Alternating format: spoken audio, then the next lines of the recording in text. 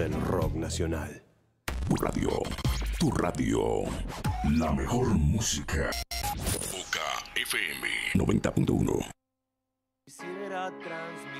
La perra que nos parió celebra 25 años de rock en la trastienda con un show repleto de clásicos. Sábado 31. La perra que nos parió festejando 25 años. Sábado 31 de mayo, 23:30 horas. La trastienda. Anticipadas en tuentrada.com.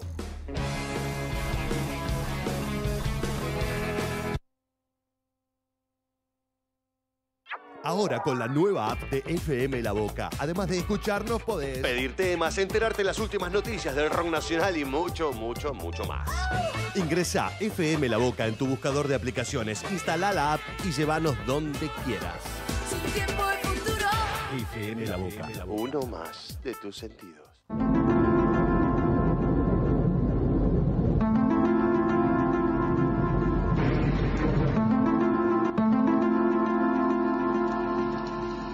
Aquí comienza Mundos Paralelos, un espacio de reflexión y de reexistencia, periodismo filosófico y cosmovisión. Mundos Paralelos, conduce Giulio Soldani.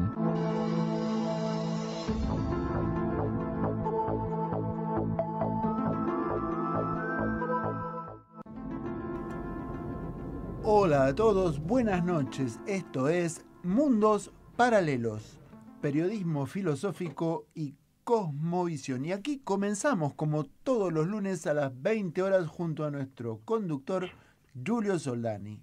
Muy buenas noches a la audiencia desde FM La Boca en la ciudad de Buenos Aires.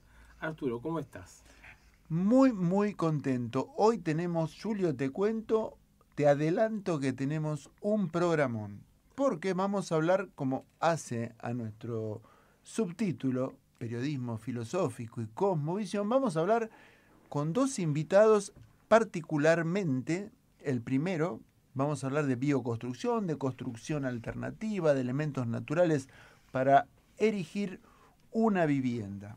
Y en segundo lugar, vamos a hablar también con Masroud Baid, un hombre del grupo de la Fundación Unida, donde cursamos, entre ellos yo mismo, nuestro posgrado de Ecología Humana y Gestión Ambiental con Lucio Capalvo y Halen Mainey. Con él vamos a hablar de colapsología. Es profesor y su especialidad es el colapso civilizatorio. Nada menos que eso, Giulio. Una entrevista dificultosa, me parece. Bueno, va a ser un tema muy complejo. Acá estamos haciendo análisis de la complejidad sistémica y seguramente la cosa interesante de este programa es el vínculo que tenemos grande entre el tema de la bioconstrucción, de la construcción, dice con Jorge Belanco, justamente, que es la eminencia de la construcción natural en Argentina. Tenemos el honor de tenerlo acá.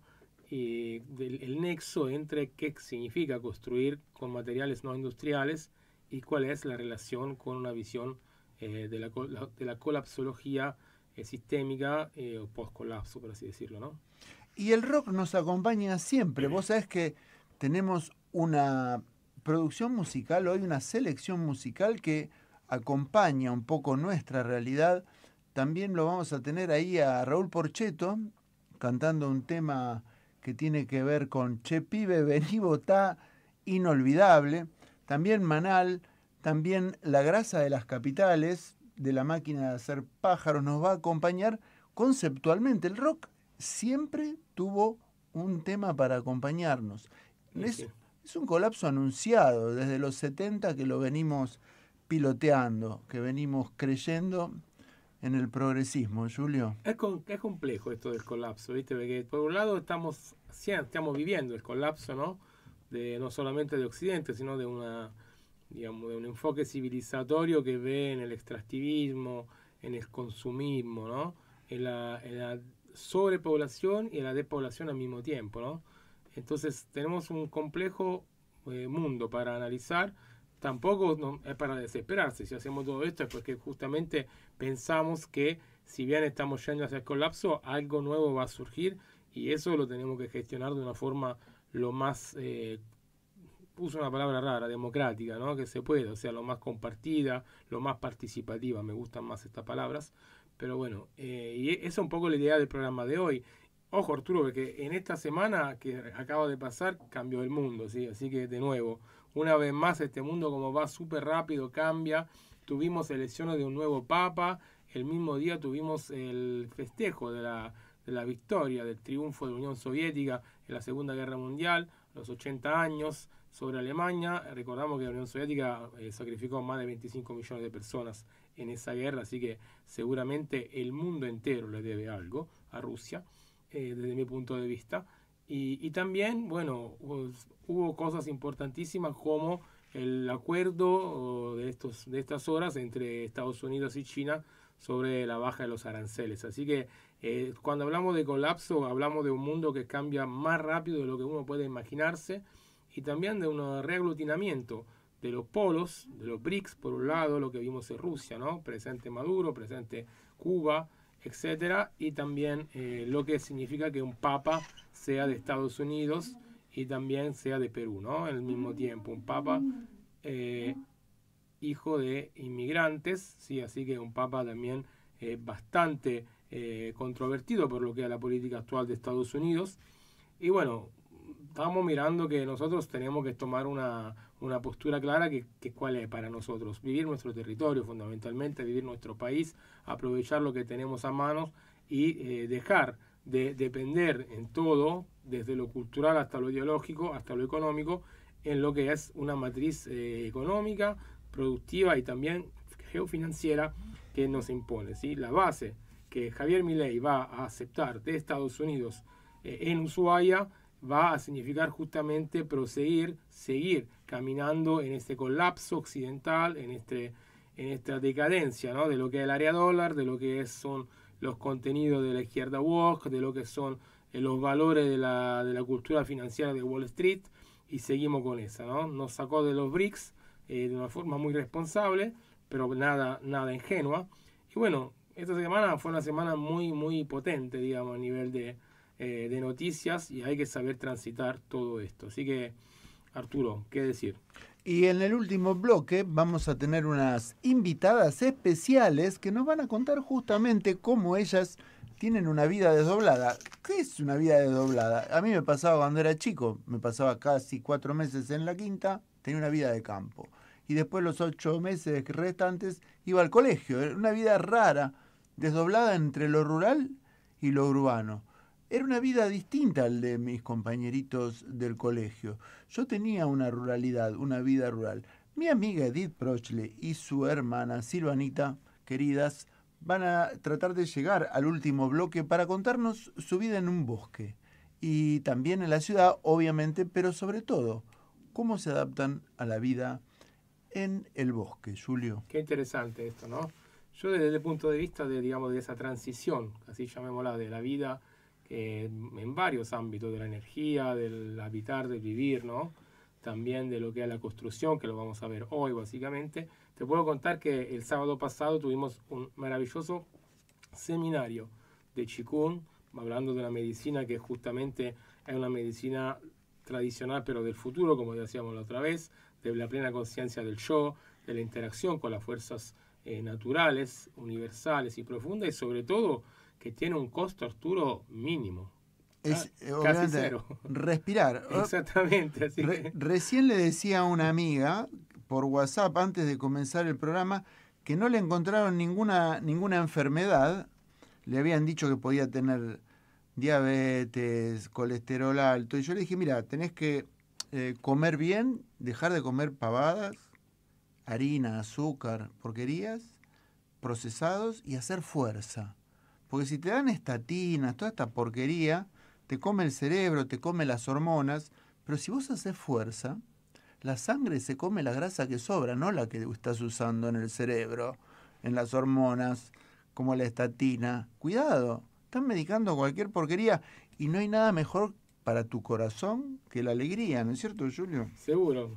Buena onda, buen espíritu, alegría, respiración, postura correcta, y también, obviamente, los movimientos sanos, conscientes, y lo que son apto a reproducir las fuerzas naturales y no a gastar esa energía vital que nosotros tenemos. Así que bueno, la idea de la transición, como ves, es una idea completa. Hay un muy lindo libro de Rob Hopkins, un inglés, que se llama Manual de Transición, y un cuadrito que él pone donde justamente habla de todas estas cosas, ¿no? Y se nombra justamente la medicina como una práctica que tiene que ser local, como una práctica que tiene que ser gratis y sobre todo que se tiene que referir y basar en lo que son las sabidurías ancestrales que pudieron hacer vivir en salud miles de generaciones sin tener que estar medicada, operada, intervenida de una forma realmente muy agresiva, ¿no? Y bueno, eso es un poco el tema de hoy. ¿Cómo hacemos para hacer una transición desde un modelo que es dependiente del petróleo, dependiente de la energía, de la producción de energía con zona de sacrificio? Por ejemplo, ahora también toda la nueva propuesta que hacen del hidrógeno verde, todo esto, van a considerarse hechas dentro de zona de sacrificio. Hay que repensar también la escala y sobre todo sacar del ámbito geofinanciero todo lo que es la producción de la tierra, desde la tierra, para la gente, para que vuelva a la tierra. Eso me parece un eje central, ¿no?, para reflexionar. Y curarse con yuyos, comer libre de agrotóxicos, tener una dieta proteica conscientemente natural, o sea, tratar de comer lo más silvestre que sea posible el animal que te lleves al plato. Seguramente. Bueno, y eso también juntarse, ¿no?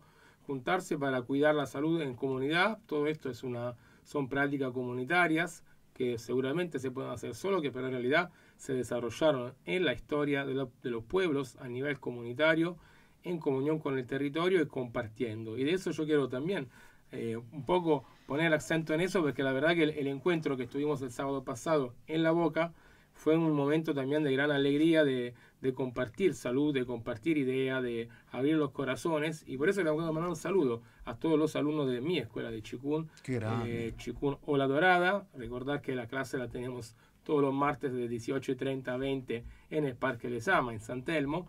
Y bueno, es que también Antonio, que es un gran alumno entre otros, puso a disposición una casa hermosa en La Boca para poder cumplir con esta tarea y también compartir todo eso. Así que un saludo grande a todos los alumnos y los alumnos de Chikun Ola Dorada. Y bueno, Arturo, vamos hacia un poco de música y después lo llamamos a Belanco. ¿Qué decís? Antes voy a pasarte otro aviso social. Lucho, pon en punta la tanda porque voy a avisar que el jueves a las 19 horas en la calle Otamendi 230 del barrio de Caballito proyectamos un documental que tiene que ver con el colapso de la energía que se llama Contrapunto. En ese documental con la dirección de Elena Buyani, que va a estar presente en la proyección, vamos a hablar del colapso energético, de las energías alternativas, de la transición justa, del decrecimiento. Todos temarios bastante apocalípticos y negados por los medios de masas, pero que es innegable que todo el mundo está hablando de ello. Por eso te invitamos. Nuevamente te repito la dirección. Es el jueves a las 19 horas en el barrio de Caballito, en Otamendi 230, que vamos a proyectar el documental del colectivo Entrelazando Navia Yala, Contrapunto. Te esperamos allí y ya, si te parece, Lucho, vamos a una breve tanda entonces y enseguida regresamos con esto que es Mundos Paralelos, Periodismo filosófico y cosmovisión.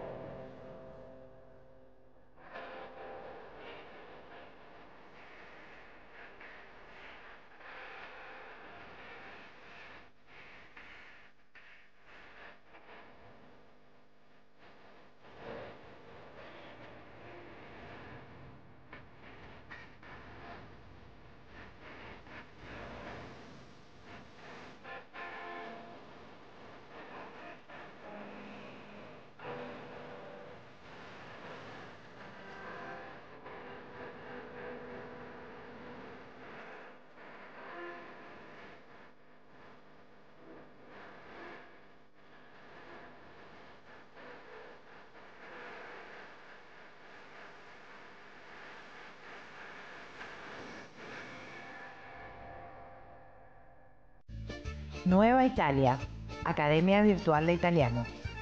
¿Estás pensando en tramitar tu ciudadanía italiana? ¿Querés reconectar con tus orígenes italianos? ¿Estás planeando ese viaje tan esperado o querés emigrar a Italia? Vení con nosotros a estudiar italiano. Somos todos docentes nativos o con años de experiencia en Italia. Explora Italia con nosotros también a través del cine, el teatro, el arte, la música, la cocina, la literatura y sobre todo con nuestra buena onda y profesionalidad. Búscanos en www.nuevaitalia.org. Nueva Italia, Academia Virtual de Italiano. Ediciones Icus. Palabra escrita hecha libro. Semilla. Palabras puentes y no muros. Libros para construir comunidad, conciencia y una cultura de hermandades. Búscanos en tu librería amiga, ferias o en nuestro sitio web www.cicus.org.ar. Ediciones Icus. Libros para una cultura de la integración.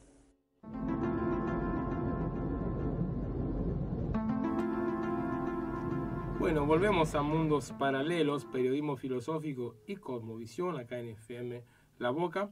Y hoy estamos intentando conectarnos con Jorge Belanco, un personaje muy importante de la cultura de la naturaleza argentina, autor del libro La Casa de Barro. Y bueno, es una persona muy sabia que desde los 14 años, tiene 75, me dijo él, es como albañil, ¿sí? Él se autodefine facilitador en la construcción con materiales no industriales y yo lo llamaría maestro en esto ya, porque la verdad que está reconocido por todos lados como un gran maestro de esta práctica. Yo, Arturo, cuando viví en Neuquén, tuve la posibilidad de practicar un poco esto de la bioconstrucción, la verdad que me encantó.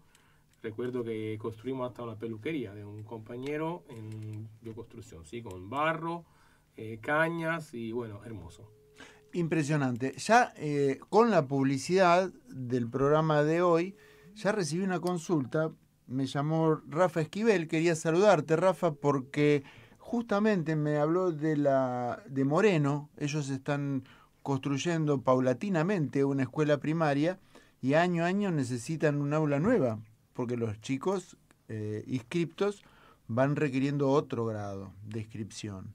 Entonces me proponía conocerlo a Jorge Belanco para poder relacionarse con él y aprender a continuar adelante la construcción de la escuela, que por otra parte también tiene huerta y está orientada a la comunicación de la naturaleza, la enseñanza que allí se imparte.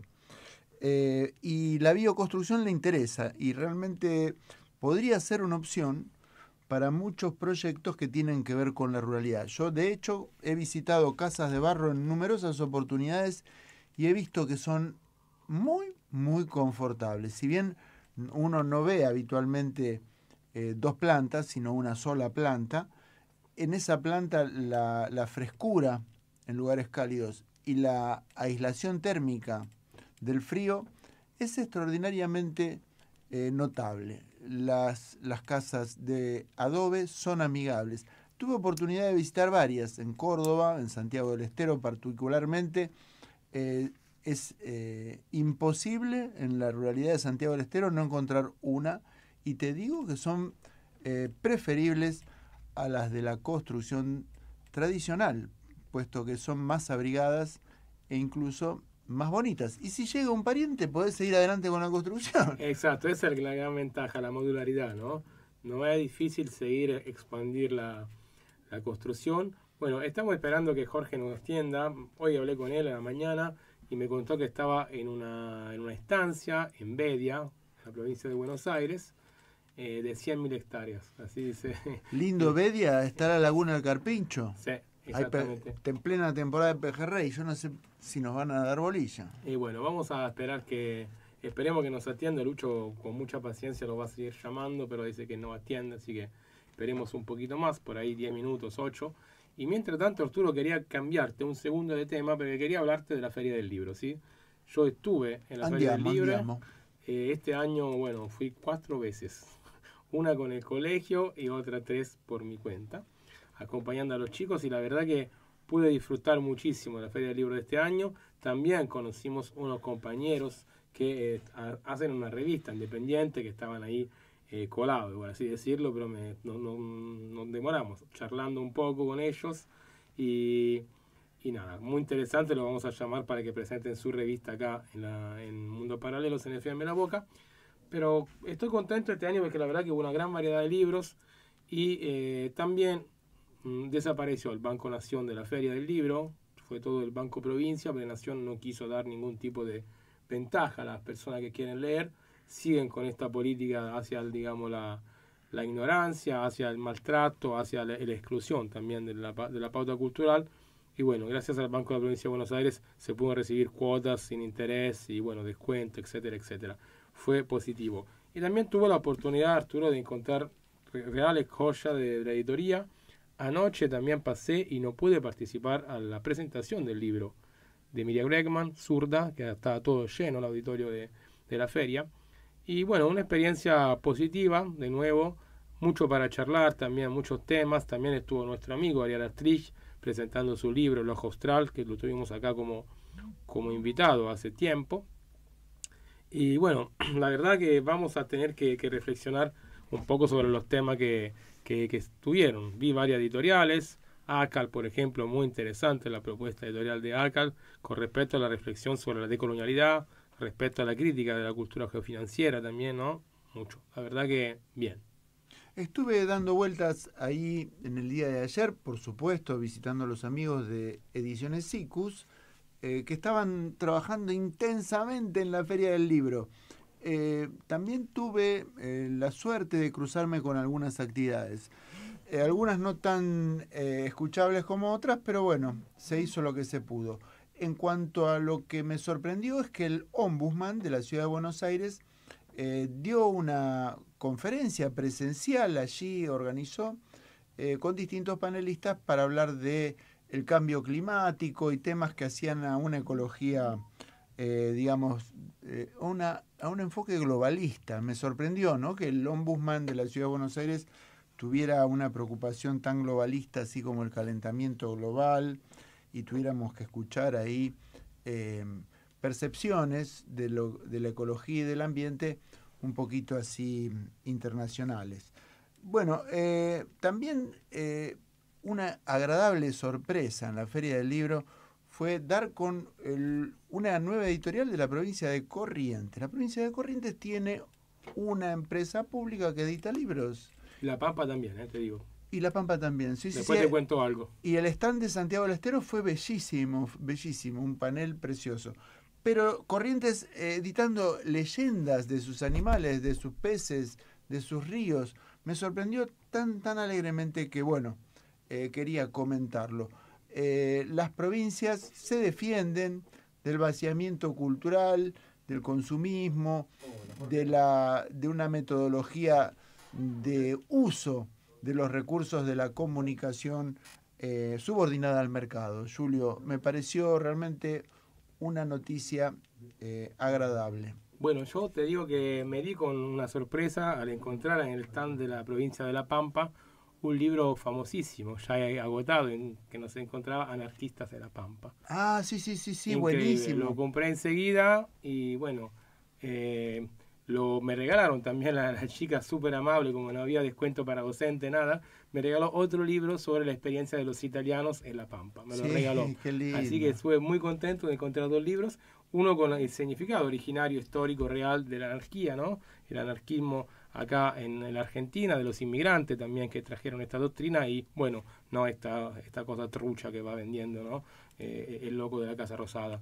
Había una editorial Pampa Libre, había material. Correcto, correcto. Para seguir adelante investigando a los que les gusta bucear en internet. Bueno, pero Arturo, Julio, te claro. cuento, tenemos a Jorge Belanco en línea. Bueno, los llamamos, los saludamos, de La Pampa hablamos otra vez, ¿sí?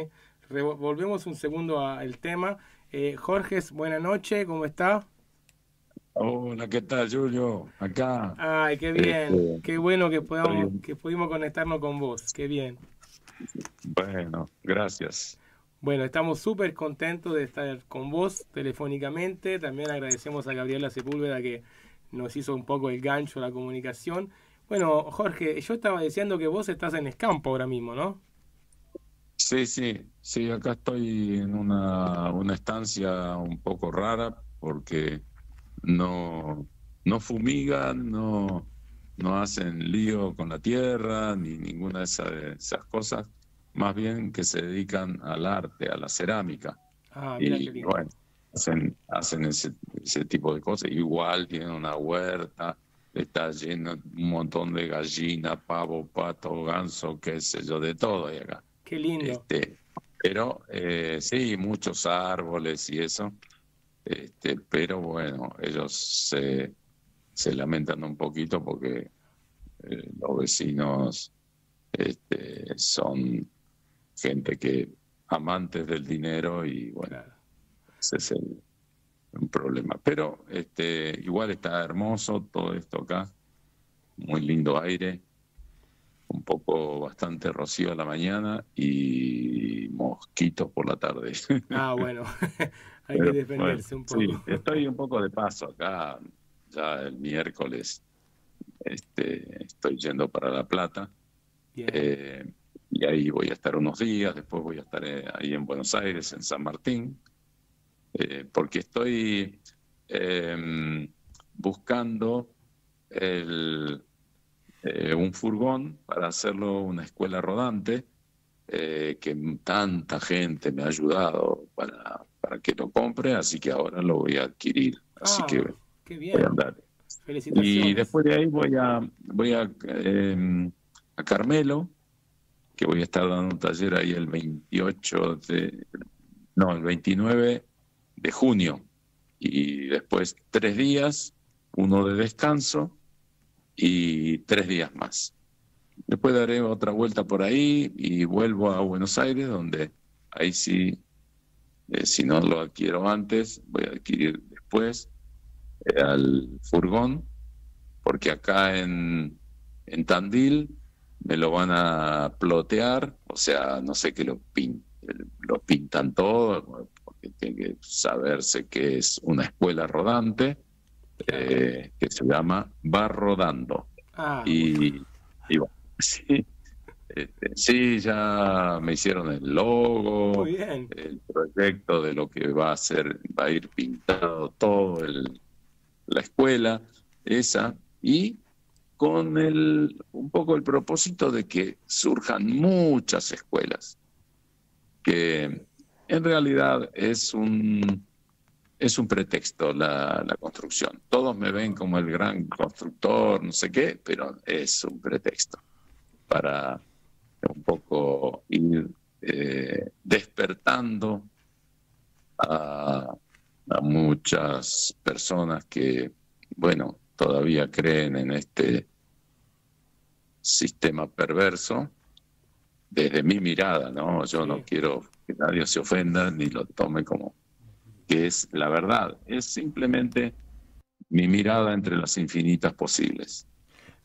Jorge, le hago una pregunta. Arturo Avellaneda lo saluda. ¿Cómo le va? Muy bien, encantado, che. Encantado de saludarlo. Le cuento una pequeña historia personal. Yo a ver, edifiqué mi primera casa cuando me casé. Y hice unos números acerca de cuánto me costó a mí en realidad trabajando, ¿no? Trabajando en mi trabajo. Sí. A diferencia de lo que hubiera sucedido si yo me hubiera tomado el trabajo de construir mi propia vivienda en la ciudad. Y saqué un número que era 4-1 la proporción. O sea, era 4 veces más caro poner un arquitecto, mandar a comprar los materiales, tener un maestro mayor de obra y montar todo eso con empleados. Mientras yo trabajaba, ¿no es cierto? Y pagaba todo eso. ¿Cómo son los números de la bioconstrucción? Bueno, a ver, sí, yo tengo una mirada muy rara para algunos. En primer lugar, que las ciudades sean antinatura, así de sencillo. Entonces, ¿qué pasa? Las comodidades en realidad son las que nos han traicionado y hoy somos esclavos de los que inventan cosas todos los días para justamente chuparnos la energía. Entonces, es algo raro, lo veo a eso, de que si una persona es, digamos, tiene que ver con este planeta, donde la construcción siempre la hizo la familia. Después inventaron los especialistas en no sé qué, especialistas en lo otro, y lógicamente que hoy en día una familia de un obrero no puede hacerse una casa convencional, porque en realidad si uno, digamos, durante miles de años se construyó con los materiales que se encontraban en el entorno, o sea, tierra, fibras o madera, o en fin. Entonces, si uno quiere hacer una casa como una casa convencional que tiene que tener heladera, lavarropa, lavavajilla, sala para estar, sala para no estar, sala no sé qué, no sé cuánto, lógicamente que va a salir carísimo. Y aún personas que ganan más que un obrero. Entonces, pero dentro de la naturaleza, en un lugar donde tenemos todos los materiales para construir una casa confortable, donde nos sentimos bien y todo lo demás, porque para sentirse bien, en realidad, si pensamos profundamente, no hace falta ningún electrodoméstico, nada, porque están los electrodomésticos y después hay que ir al gimnasio, porque si no, se te acorta la vida. Entonces, ¿a dónde está digamos, por eso digo, mira, yo con esta escuela rodante, el propósito que tengo es ir a comunidades nativas donde yo pueda aprender más. Claro. ¿Sí? No voy a ir a la universidad donde me llenan la cabeza de un montón de cosas y me hacen creer que me sacrifiqué y entonces voy a cobrar 5 veces más que un obrero porque, me sacrifiqué yendo de cosas. Bueno, si no lo disfrutaste, es problema de ellos, ¿viste? No sé, bueno, pero me estoy yendo medio lejos. No, por favor, Jorge. Pero ese es el camino correcto para entender cuál era el ahorro real, ¿no? No solamente un número, digamos, de billetes. Vamos a hablar de cuál es el paquete entero, ¿no? Claro, yo estoy metido en este sistema, así que no, es una cuestión de, mira, yo le pongo, cuando voy con mi cachivache que ando dando vuelta, voy a la estación de servicio y soy consciente de que estoy haciendo una macana, ¿viste? Pero por lo menos ser consciente de lo que estamos haciendo, no como dicen el avestruz, mete la cabeza en el agujero y al final le queda todo el cuerpo afuera. No, el tema es que me parece bueno ser consciente de lo que está pasando, de por qué es esta consecuencia. Rezongamos, se nos pasa esto, pasa aquello, ahora es un lío porque... Sí, pero somos responsables. Porque tenemos la comodidad, nos gusta la comodidad. Si yo soy miembro de una cooperativa, no voy nunca a la reunión, no sé cuánto, y de repente los cuatro que fueron a la reunión deciden que tenés que tener un moño azul en la cabeza, bueno, y después, no, yo no quiero ponerme el moño azul en la cabeza. Pero vos no vas nunca a las reuniones. Ni nos enteramos lo que hace el vecino, ni del otro, ni del otro. No, yo voto, pago mis impuestos, y ahora este loco que está ahí, no sé qué cosa, y rezongan. Y no, si no participamos, no podemos reclamar. Sí, mira, yo desde que los pibes míos iban a la escuela, que no le pagaban a los maestros, iba a la plaza. Bueno, fenómeno, qué sé yo, no sé qué, bueno. Pero tenemos que organizarnos. Si no nos organizamos, no pasa nada. Y no, sí, tenés razón, que sé yo cuánto. Le tiran un hueso y al otro día, no, yo tengo que llevar a la nena a la escuela, el otro tiene que hacer esto, que tiene que hacer el otro. No, y viste las reuniones que son insufribles, viste, que perdés el tiempo. Y bueno, aguántatela, hermano. No te gusta y te tenés que ir. ¿Y qué le va a hacer? Es así. Jorge, eso es lo que veo, sí. Indagando en la bioconstrucción, uno ve que uno de los conceptos es la proximidad, la cercanía del material ahí en la zona, en el ambiente mismo donde uno se va a instalar. Sí. ¿Qué anda a mano ahí en la zona de la Laguna del Carpincho, allá por Bedia? ¿Qué recursos de la construcción están encontrando por ahí? Bueno, acá se está haciendo, bueno, por supuesto que hacen cosas de arcilla, qué sé yo, dan talleres, cursos y eso. Y se trabaja con el material que hay. O sea, mira, donde hubo asentamientos humanos, hay materiales para construir. Eso es así. Lo que sucede es que, claro, estamos siempre apurados, queremos lindo, bueno y barato, y que dure 300 años, porque no sé qué hay que hacer para los hijos, porque siempre le echamos la culpa a los hijos, ¿viste? En vez de darles la oportunidad a ellos, para que ellos se hagan su nido, su lugar, su espacio. Porque eso lo experimenta alguien que o toma un taller de construcción o hace lo que llamamos mingas, que se junta la gente para ayudar a alguien a hacer su casa. Eso es lo lógico que siempre sucedió en la tribu, en la comunidad, en fin.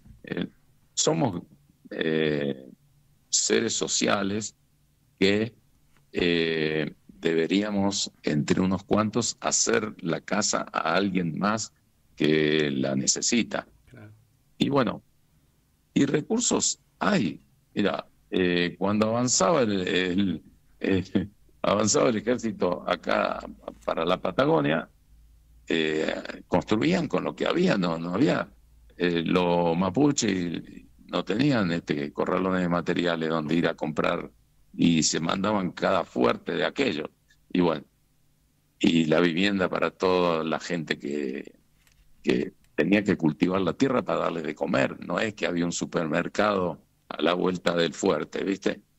Y bueno, y eso se fue perdiendo, se olvidó. Antes vivíamos juntos el padre, la madre, los chicos, el tío, la abuela, el abuelo, todos juntos en una familia. Porque se destruyó la comunidad. Pero no es suficiente eso, se destruyó la familia. Y ahora hasta hay matrimonio que uno vive acá, el otro a 5 cuadras. Y entonces, ¿viste? Ya no les alcanza con destruir todo, ¿viste? Sí, hasta después con la medicina destruye a la persona misma, así que hasta el núcleo no individual. Claro, eso. Pero sí, últimamente, con este aparatito, que es un arma de doble filo, pero muchos nos vamos enterando de cosas, de cómo nos engañaron. Pero lo difícil es fácil, digamos, engañar a alguien, pero es difícil convencerlo que lo han engañado. Claro. Y bueno, ese es mi trabajo de alguna forma. Y bueno, dentro de la construcción, lógicamente que nos juntamos y es una maravilla. En 6 días le da una casa, ¿viste? ¿Cómo hacen? ¿Cómo puede ser? Ahí justamente armé ese libro que es La Casa de Barro paso a paso, con la técnica de bastidores ensamblados, que en 6 días está techada. Wow. Si bien faltan los pisos, falta revoque fino, en fin, pero se levanta rapidísimo. Y bueno, por eso empecé por ahí. Y ahora estoy escribiendo otro que es de una cantidad enorme de tips para que salga más barato. Porque, digamos, a quien digamos, ignora esa cantidad de formas, maneras de hacer las cosas para que le rinda más, al ignorarlas, bueno, tarda un montón y cada vez, bueno, por ahí hay personas que dicen, pero esto se tarda un montón, mejor es ir al corralón de material y comprar los ladrillos, comprar cal, cemento y la levantar. Por eso digo que en lugares donde hubo asentamientos humanos, con los ojos cerrados puedo decir que hay materiales para construir una casa digna. Jorge, lo interrumpo, discúlpeme Arturo nuevamente. No, parame porque yo agarro la guitarra y no la largo. No hay problema, tenemos tiempo, es una entrevista muy interesante para nosotros. Pero lo interrumpo porque arranco con alguna otra pregunta. Porque usted mencionó los mapuches, ¿no? Y yo enseguida hice un inventario así en mi memoria con las cosas que hay por ahí sueltas, como por ejemplo el travertino, la pizarra, la caliza, el granito, el mármol. Si hago una nómina de las cosas que tiene el territorio mapuche para hacer construcciones, yo creo que superamos, no sé, el Coliseo Romano, Julio. Sí, hay muchos materiales. Hoy en día, por eso decimos que contamos con una construcción natural, entre comillas, moderna, porque han sido hay gente de la Universidad de Kassel de Alemania que hace muchos años tuvieron la picardía de mandar técnicos a diferentes comunidades nativas del mundo para ver cómo hacían. Si ellos no usaban clavos, no usaban alambre, no usaban una cosa, la otra. Ahí Johan van Lengen, el que escribió ese libro tan famoso que es El arquitecto descalzo, él tuvo ese propósito que yo tengo de él vivir un tiempo en diferentes comunidades nativas de Brasil, donde vio distintos tipos de estructuras y construcciones, pero construcciones muy grandes, y que, bueno, haría miles de años que venían perfeccionándolas. Y él me decía, mira, este libro debería estar en todas las universidades porque son la base de todas las estructuras, y él es arquitecto. Claro. Y justamente, bueno, tuve la suerte que me regaló ese libro y digamos, me parece muy interesante. Y justamente son de nativos que no hace mucho que han tenido un contacto con la civilización, entre comillas, digamos. Y resulta que hoy en día nos hicieron creer que si no hay un ingeniero, un arquitecto, un no sé qué, porque yo quiero la casa igual que la del vecino, porque es lo único que vi, claro. No vi otra cosa. O peor de la serie de Netflix de la televisión, peor aún, ¿no? que acá en Buenos Aires se están viendo cosas muy raras que la verdad es terrible. Y sí, pero en realidad han hecho de tal manera que la gente del campo quiera ir a la ciudad. Claro, tal cual. Y entonces se amontonan todo. Yo digo, mira, cuando paso con el avión por arriba, que yo suelo viajar a dar talleres, yo digo, mamma mía, tanta gente cagando acá, es lo que debe ser.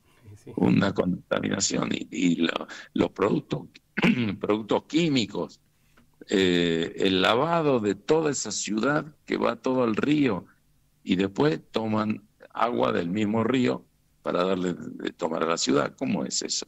Eso es tremendo. Bueno, sí, por eso, donde hay ciudades hay contaminación y después hay un montón de tierra que no se cultiva. Esa es la gran injusticia. ¿Cómo puede ser que haya personas que tienen no sé qué cantidad de miles de hectáreas sin producir, y resulta que hay gente con hambre tirada por la calle, y en fin, eso no puede ser, es algo irracional.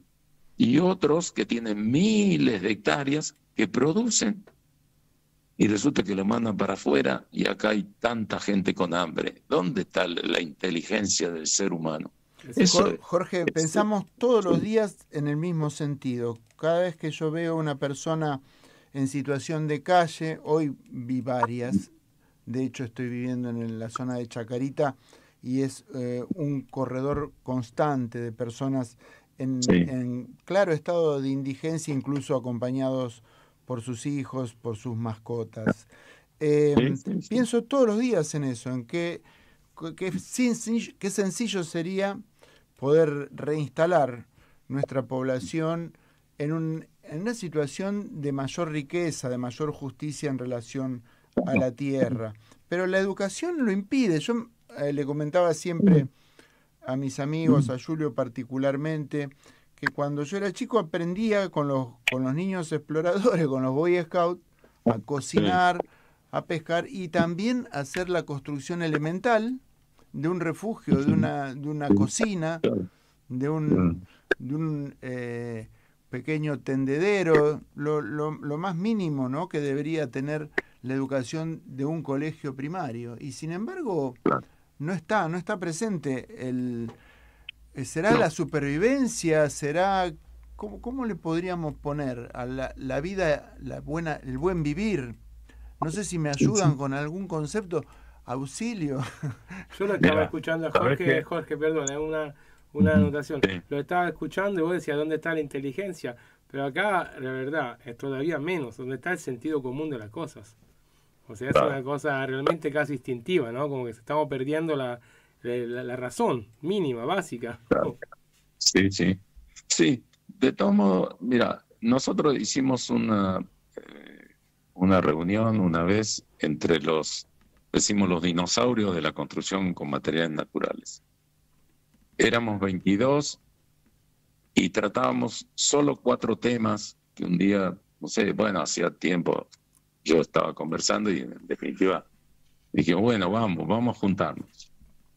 ¿Y qué era? Los temas eran, ¿por qué si ancestralmente yo digo que esos 4 pilares mantuvieron el ser humano hasta hoy que llegamos a esto, no, nada es casual, somos historia, etcétera, etcétera.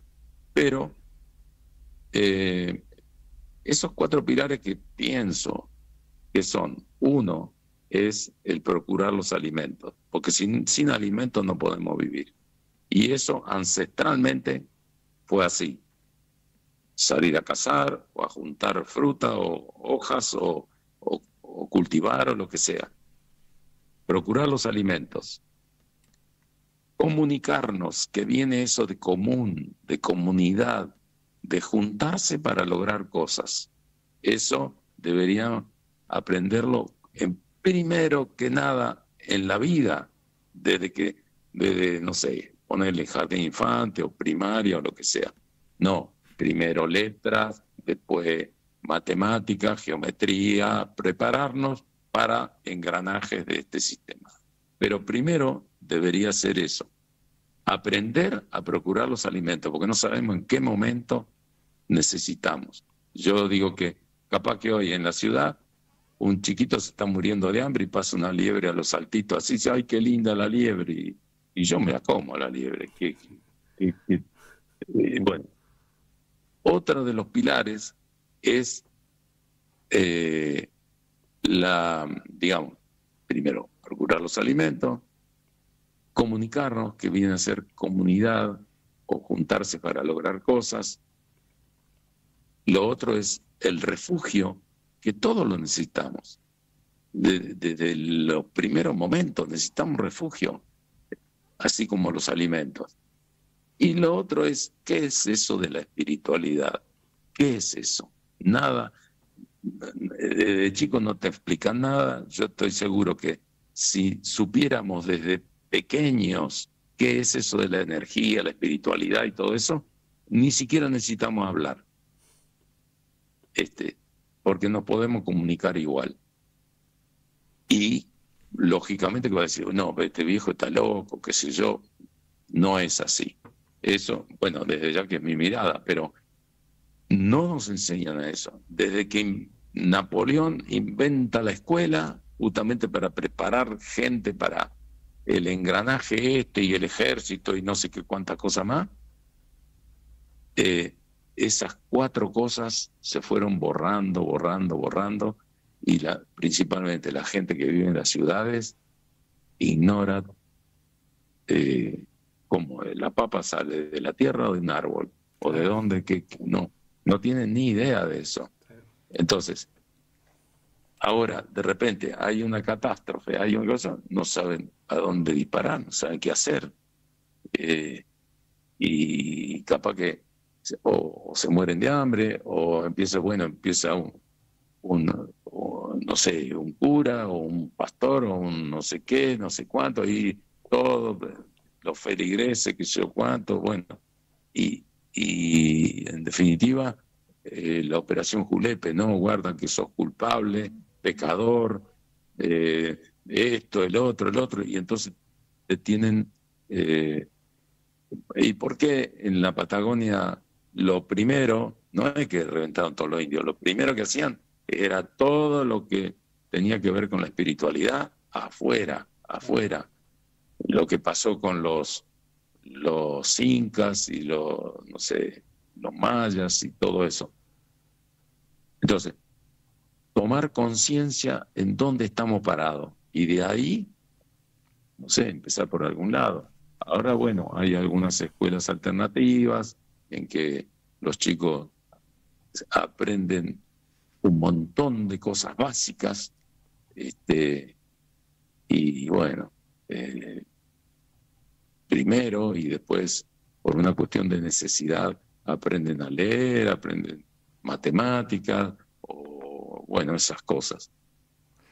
Jorge, así andando caminos, recordaba en mi memoria haber visitado las márgenes de los montes y de lugares de tierras públicas, donde alguna persona aislada, quizás sobre todo jubilados tempranos por incapacidades sobrevinientes, que tenían jubilaciones muy pequeñas, que no podían cubrir los gastos de la vida urbana o suburbana, que se aislaban, y encontré varios casos de en lugares así de monte, de caza, de pesca, de personas que vivían muy cómodamente y muy bien instalados en viviendas de adobe.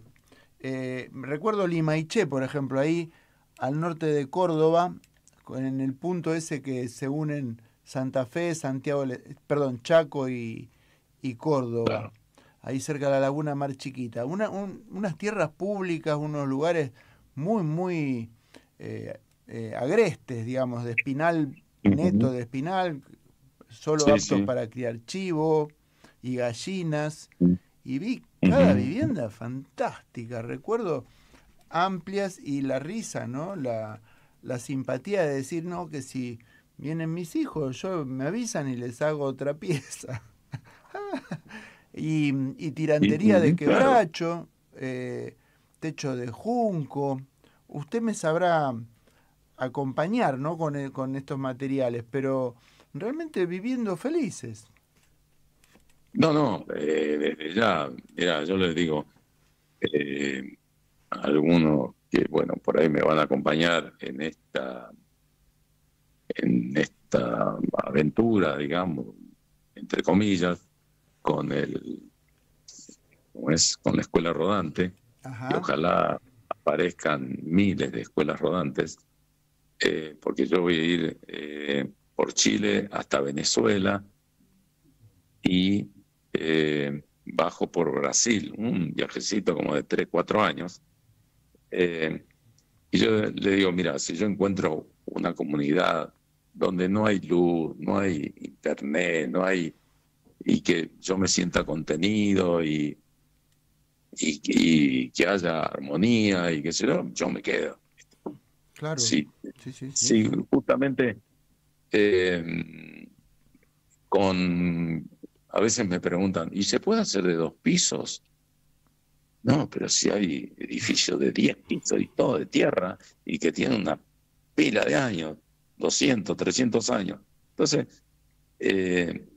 pero eso no tiene publicidad.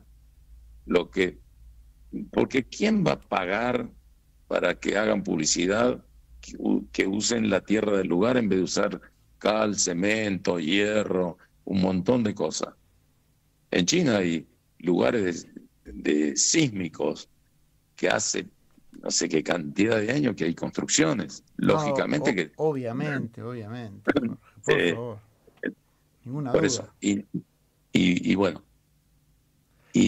pero no hay publicidad. Entonces, bueno, mi propósito es de alguna manera ir organizando mingas, talleres, construyendo casas en lugares.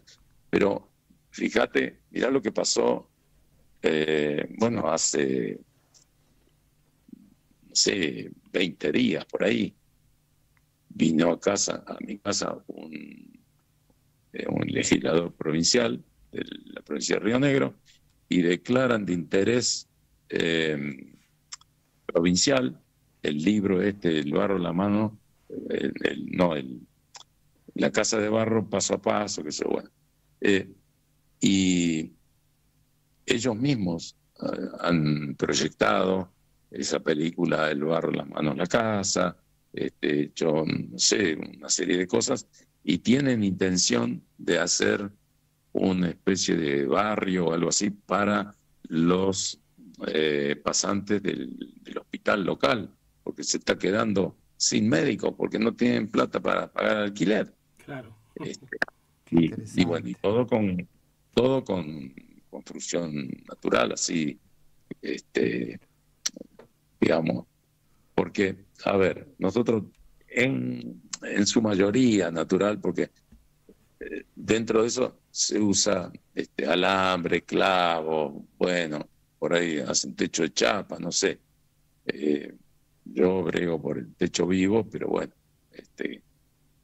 pero de alguna manera se está haciendo. Y hoy en día hay más de 60 municipios donde la construcción con materiales naturales está reglamentada. En toda la provincia de Río Negro, por ejemplo, y bueno, que no sé, hay ciudades más reconocidas como Bariloche, y, bueno, pero en Bolsón fue el segundo municipio, en Beltrán fue el primero, bueno, después Bahía Blanca, Mar del Plata, tantas otras ciudades donde ya está reglamentada la construcción con materiales naturales. Y es cosa que yo pensé que era como una especie de milagro todo eso. Así que... Súper interesante, Jorge. Recordaba, así también recorriendo en la memoria, que las viejas localidades, las más antiguas de la zona de Corrientes, tienen los centros, las plazas centrales rodeadas de iglesias que son de adobe y que su tirantería es Urunday, Guayacán, o que tienen grandes tallas religiosas con esas maderas preciosas que tienen el monte chaqueño. Y están ahí y llevan 400 años, algunas de ellas tranquilitamente con su campanario intacto. Recuerdo San Luis del Palmar, San Juan de Poriasbú, localidades preciosas del entorno de Corrientes Porá, que si usted recuerda, en la Plaza Central conserva la casa de gobierno, la primera sede política de Corrientes de adobe, ahí en la plaza, como si fuera testigo mudo de que tampoco estamos inventando la pólvora sin humo. No.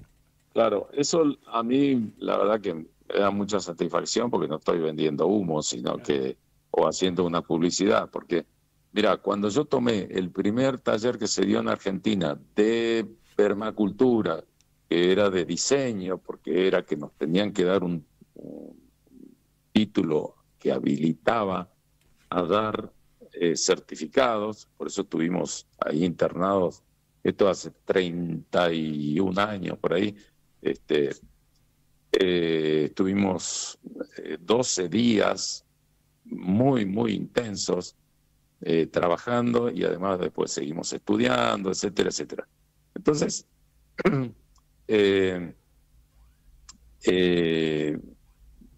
bueno, ahí en realidad descubrimos cuánto hay de oculto, digamos, de todas estas técnicas y cosas, que había uno que estaba estudiando ahí con nosotros y nos pidió una mañana que fuéramos testigos de su promesa, porque eso le iba a dar fuerza.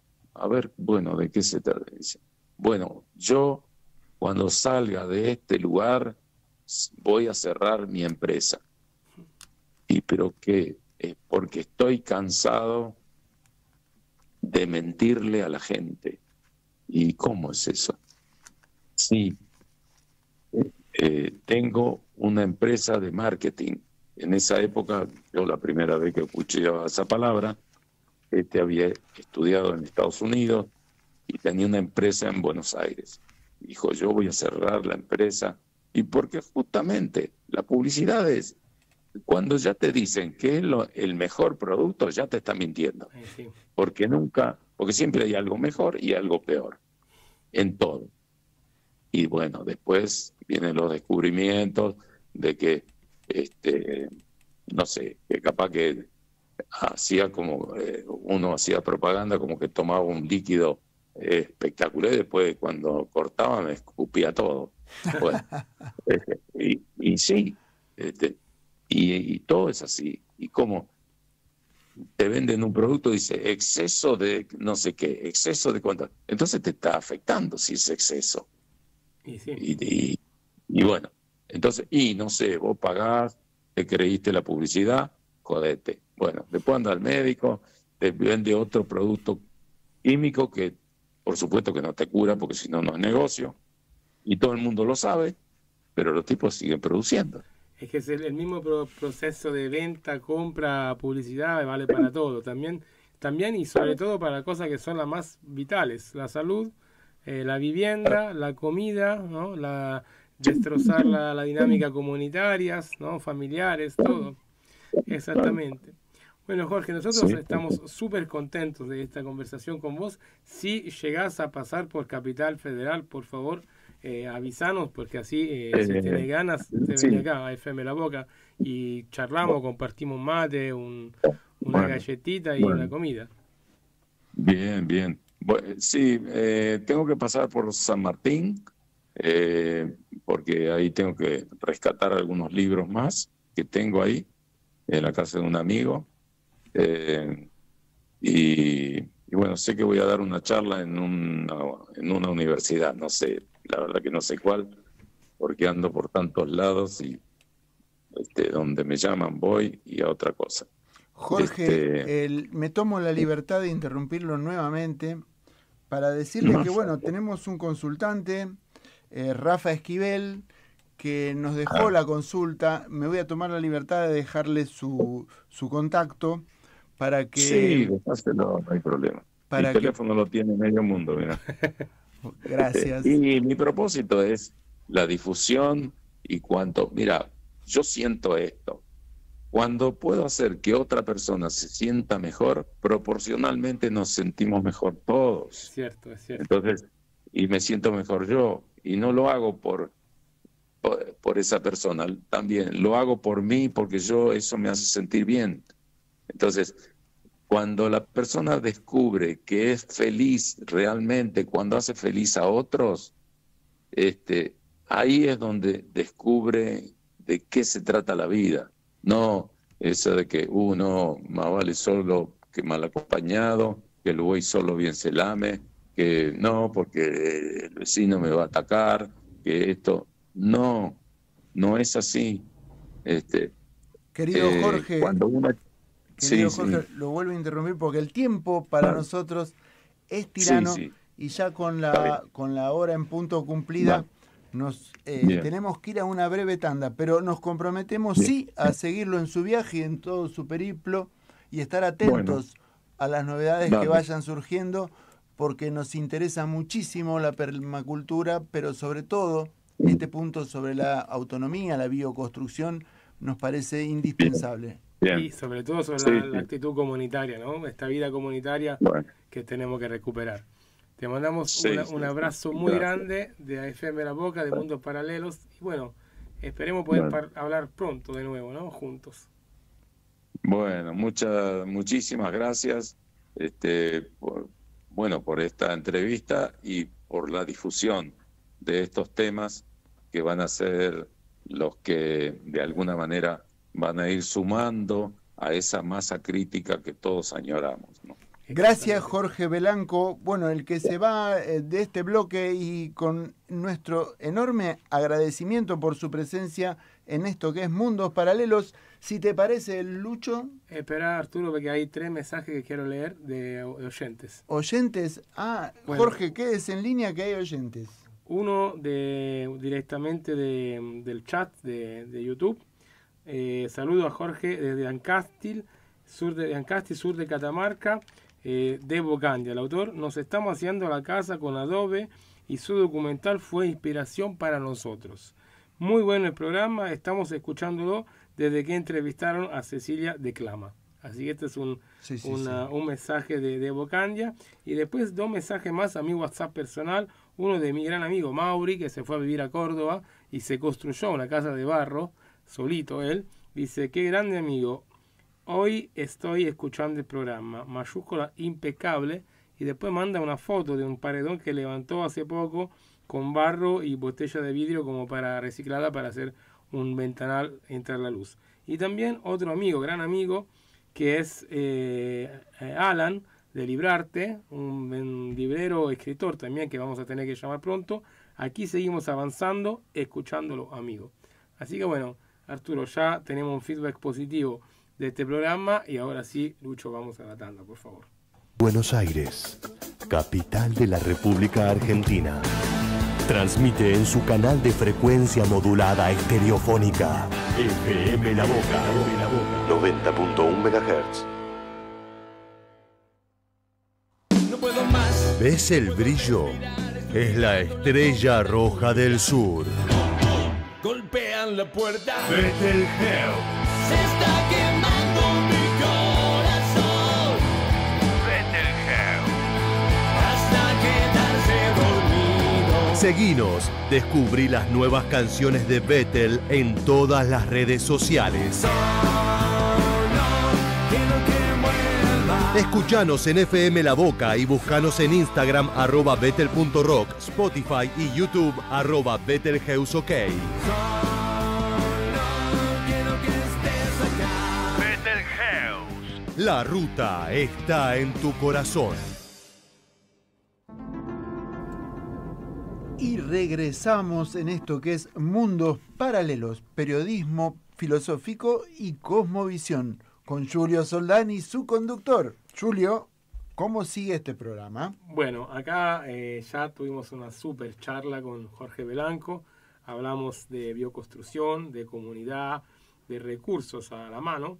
Y ahora vamos a tener un invitado especial, Masroor Baid, que justamente viene, como vos decías, Arturo, del lado de la Fundación Unida también, ¿no?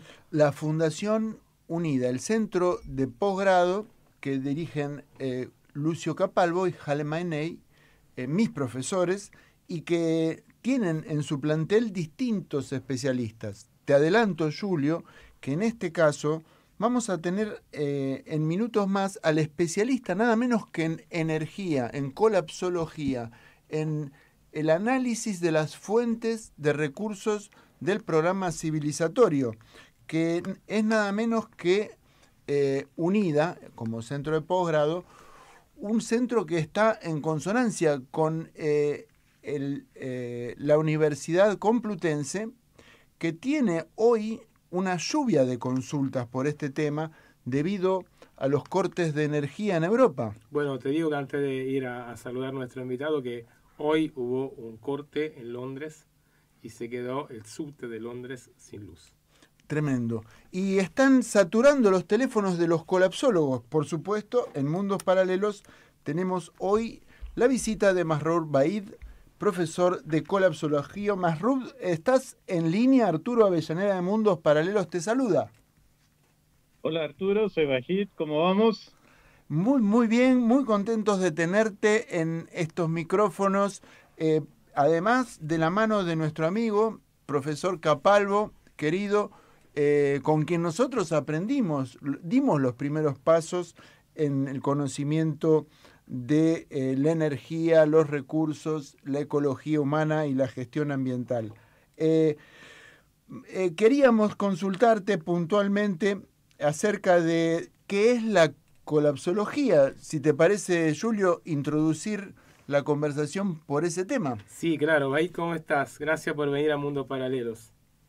Encantado, un gusto, Julio, y también un saludo a Lucio, que nos puso en contacto para que podamos conversar acá. Qué bien, qué bien.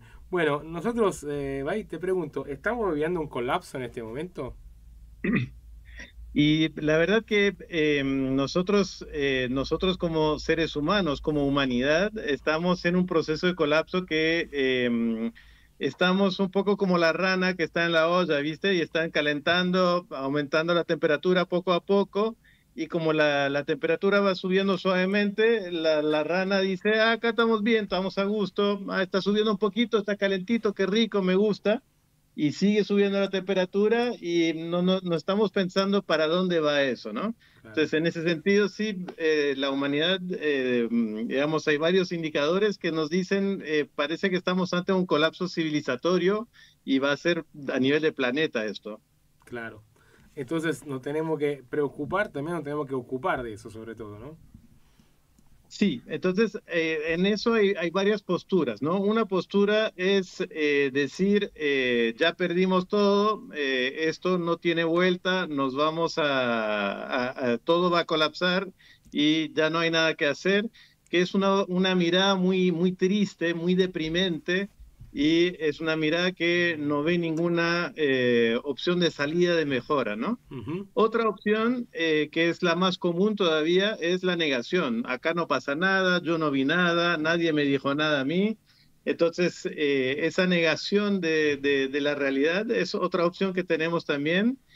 Y a mí me parece interesante pensar en una tercera opción. Y es la que quiero invitar a nuestros auditores a reflexionar.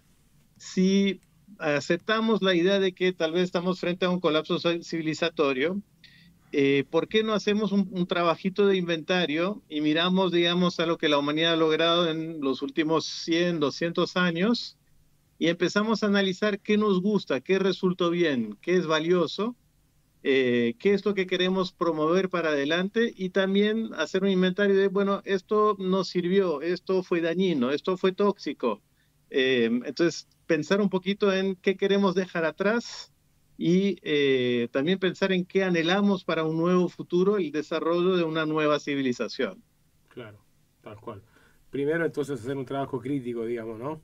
Para entender. Exacto. Donde crítica ya es la palabra griega, ¿no? De distinguir las cosas, saber estar en condición de distinguir lo que realmente vale la pena y lo que no, ¿no? Que tenemos que dejar. Yo me quedo con la pesca, la caza y la vida al aire libre, obviamente, Masrur. ¿Qué opinan los demás? No sé. Contanos un poquito. Bueno, qué lindo que enganchamos con la entrevista anterior de Jorge Belanco, porque su llamado, digamos, a repensar de, bueno, qué es lo que vale en la vida humana, y cómo podemos hacer las cosas más conectados con la naturaleza, con nuestra espiritualidad, y cómo eso nos puede llevar hacia una vida más placentera, incluso una vida más rica, ciertamente. Son reflexiones que necesitamos tener, y las tenemos que tener a nivel individual, a nivel de familia, a nivel de vecindario y a nivel incluso de país y al final de humanidad, ¿no? ¿Cómo podemos replantear la vida?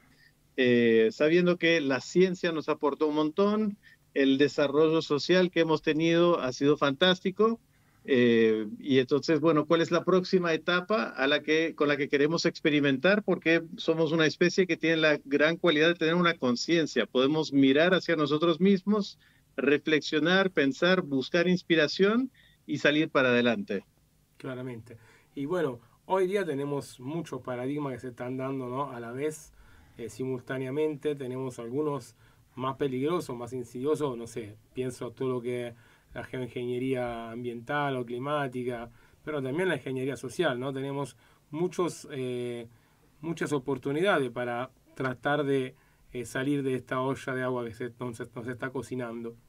Es una picardía que mencionábamos juntamente con Jorge también, nuestro entrevistado anterior, que la educación primaria, la educación elemental, no zanje estas falencias, que no resuelva la interacción básica con el agua, con los alimentos, con el cobijo, el abrigo necesario para poder sobrevivir ante la presencia de los elementos. Y te condicione a una subordinación, a ser un engranaje más de una maquinaria que podría fallar. Este es, en definitiva, el contenido de una vida demasiado civilizada y no tan agradable si algo pudiera fallar.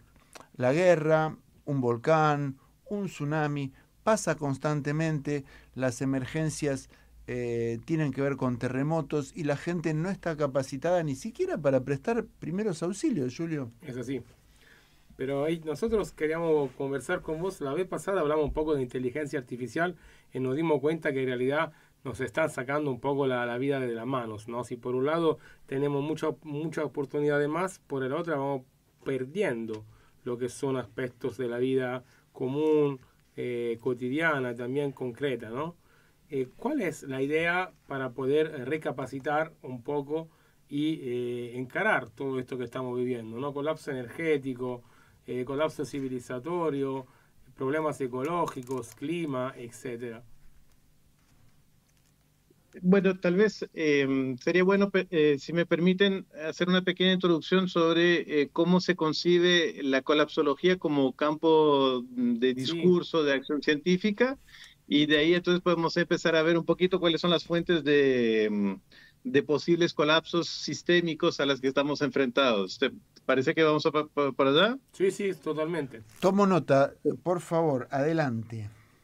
Entonces, hay un par de autores franceses y belgas, Pablo Servigne y Raphael Stevens, que por allá, por el 2011-2012, llegan a una conclusión de que las ciencias están generando una cantidad de datos que apuntan a problemas graves con el sistema planeta en el que vivimos. Y también desde la mirada de las ciencias sociales, hablamos de economía, hablamos de sociología y demás, que están apuntando a que realmente estamos enfrentando una crisis que no es una crisis más, que no es una subidita de fiebre, digamos, que va a bajar y todo va a estar de vuelta normal, sino que implica lo que ellos llegan a definir como colapso.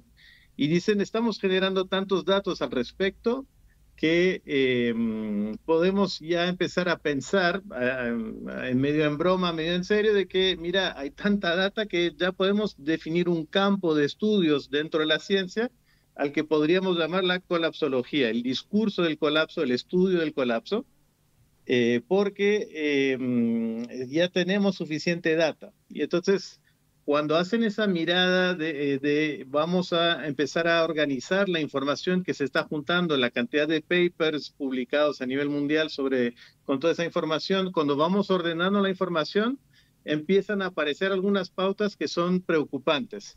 Por supuesto que entre los elementos críticos que no son novedosos porque ya llevamos unas décadas, está el tema de cambio climático. Hablábamos antes del calentamiento global. Hoy el consenso científico está más por un tema de que está ocurriendo un cambio climático y la actividad humana es tal que empieza a generar una nueva era en la vida del planeta que la llaman antropoceno. Y en esa etapa está caracterizada por el hecho de que los seres humanos tenemos tanta capacidad de afectar al medio ambiente que ya podemos afectar al planeta entero. Entonces uno dice como individuo, pero si yo tengo mi auto genera un poquito de CO2 cuando quema el combustible, ¿qué tanto puede hacer? Y está bien, es verdad, tu auto consume un poquito de gasolina y le tira un poquito de CO2 al aire, pero eso hay que multiplicarlo por 1.000 millones de autos que hay en el planeta circulando a esta altura, ¿no? Entonces, ¿cuál es el efecto de 1.000 millones de vehículos circulando todos los días? Y a eso le agregamos otras fuentes, ¿no? Entonces, empezamos a ver de que la actividad humana empieza a afectar directamente el clima. Estamos viendo que con todas las ganas que tenemos de vender carne, vamos quemando un poquito más del Amazonas, un poquito más del Amazonas, y eso ya lo podemos ver en las fotos satelitales. Año tras año el progreso de la deforestación, el avance de la deforestación en la zona. Entonces, los seres humanos hemos ido multiplicando nuestra capacidad de afectar el medio ambiente. Entonces, si el cambio climático era un tema, otro tema que ya está muy medido, muy, digamos, verificado, es el tema que estamos frente a una extinción de las especies a nivel del planeta. Especies a nivel de insectos, y todos los mamíferos grandes que hemos podido, los hemos matado. Todos los peces grandes que hemos podido encontrar, los hemos consumido. Entonces, el análisis es que estamos frente a la sexta extinción masiva que se puede encontrar en los registros de la Tierra. Ya hemos podido constatar unas 5 extinciones masivas de especies, la más famosa, la extinción de los dinosaurios, y estamos frente a la sexta, otra vez causada por la actividad humana, porque los seres humanos vemos un bicho y decimos, este lo quiero comer, pum, se va. Este bicho no me gusta, pum, se va. Y los bichos que quedan son los que vamos a comer un poquito más adelante, después de unos meses, después de unos años, y esos, a su vez, por la cantidad en que los producimos, también tienen su efecto sobre el medio ambiente. Entonces, interrumpo un segundo, discúlpame. ¿Vos pensás que este estadio de la sexta extinción vaya de la mano con la avanzada de un sexto tecnoparadigma a nivel mundial, o es una cosa que se da antecedentemente al nivel, digamos, tecnológico o tecnológico paradigmático, por así decirla, en que estamos ahora? ¿Son consecuencias, van paralelas o van por separado? Lo que pasa es que con la revolución industrial en el siglo XIX, nuestra capacidad de masificar los procesos se multiplicó por 10, por 100, por 1000, por decenas de miles. Sobre cuando antes podíamos cazar una ballena, ahora nos cazamos todas las ballenas que pudimos encontrar. Claro. Entonces, y así con todos los procesos naturales que nos interesaban a los seres humanos, los hemos intervenido directamente. Todos los que pudimos encontrarle algún valor, porque es un valor económico, y ahí va el tema de lo tecnológico sumado a los conceptos mentales que llevamos. Esa ansiedad por consumir nos ha transformado realmente nuestra relación con la naturaleza a un proceso que encontramos de útil, lo consumimos y vamos para adelante. Claro, pero eso no sería como cruzando un umbral entre, digamos, el desarrollo tecnológico y también la necesidad económica, ¿no? El mercado, lo que se llama mercado. Estamos en un umbral entre estos dos, digamos, ámbitos que se van como retroalimentando uno con el otro. Y se produce un frenesí realmente, ¿no? Hay más cosas para consumir, vamos a generar más demanda y vamos a producir más y vamos a generar más demanda, y ese mecanismo, digamos, se viene retroalimentando y sobrecalentando hace un siglo ya, ¿no? Claro. Yo recuerdo la lectura de ese fabuloso libro que es Moby Dick, y Melville lo pone a ese demente del capitán Ahab, maníaco, totalmente obseso y poseído por la locura, y había un poblador originario maorí en la tripulación que lo veía como un demente hasta que se tomó el palo el maorí de una manera mágica. En ese libro fue un verdadero ejemplo del rumbo que llevaba la locura, ¿no? Del saqueo. Y el aceite de ballena, Julio, es el primer gran colapso energético. Sí, seguramente. Sí. Después vino el carbón. Por parte de los neerlandeses. Claro, después vino el carbón y ahora los combustibles sutiles. Pero nos dirigen al mismo caos. Yo no sé, Masrud, qué podemos hacer como estructura de desarrollo alternativo. ¿Qué nos podrías decir? Entonces, eso vuelve al planteamiento inicial de cuál va a ser nuestra actitud frente al colapso. Si podemos asumir el hecho de que se viene un colapso, y si podemos asumir una posición, yo diría serena, consciente y serena a la vez, de que se van a producir cambios muy fuertes por ese colapso. Entonces, ¿qué decisiones tomamos sobre las pautas de convivencia que queremos ejercitar? Y dos ejemplos a mí me vienen a la mente de cosas que queremos dejar atrás. Una primera impronta mental que tenemos, modelo mental que tenemos, es la idea de dominación. Estoy buscando dominar al otro, y vivimos en una sociedad donde la dominación es el objeto último, digamos, de el éxito. Estoy dominando a mi ambiente, a la gente alrededor mío, y esa idea está a lo largo y ancho de todo el sistema. La segunda idea atada a la idea de dominación es la idea de competencia. Entonces, si vamos a buscar la dominación, vamos a regularlo un poquito, vamos a organizar eso y le ponemos la etiqueta de competencia. Si esas dos ideas las aislamos, las reconocemos y vemos cuánto tóxicas son para la convivencia humana y para incluso la psiquis humana, entonces, ¿con qué las reemplazamos? Y ahí es donde aparecen ideas como la colaboración, la ayuda mutua, la cooperación, que podrían ser nuevas formas de realmente interactuar y podrían ser los nuevos patrones para hacer emerger una nueva cultura civilizacional, planetaria incluso.